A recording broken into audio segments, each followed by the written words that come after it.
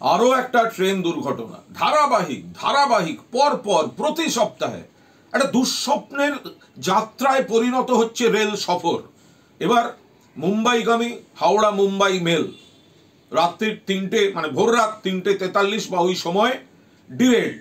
ইতিমধ্যেই দুজনের মৃত্যুর খবর, ঈশ্বর না করুন আরও বেশি আশঙ্কা রয়েছে, আহত আরও অনেক বেশি। এই ঘটনা ঘটে বসে রয়েছে। এটা হয়েছে ওই চক্রধরপুরের কাছে। আমাদের পরিষ্কার বক্তব্য, যাত্রী সুরক্ষা কি একদম শেষ করে দিল রেল? এরা চায় কি?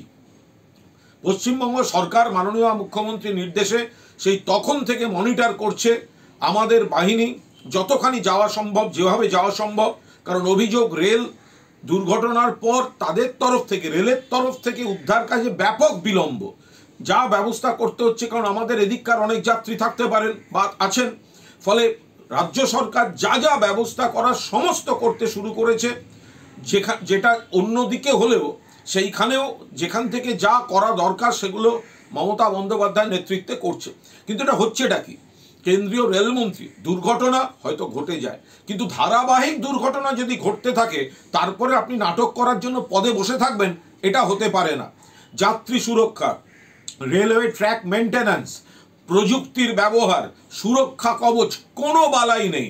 শুধু লোক দেখানো, কিছু বেশি দামের টিকিটের বড় লোকদের জন্য কিছু ট্রেন ওই পতাকা নেড়ে উদ্বোধন করছেন নরেন্দ্র মোদী, আর সাধারণ মানুষকে এই মৃত্যু সফরে ঠেলে দিচ্ছেন।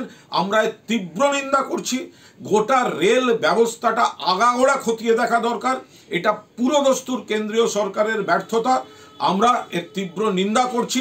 আপাতত উদ্ধারের কাজ বা যা করণীয় কাজ পশ্চিমবঙ্গ সরকার চালিয়ে যাচ্ছে।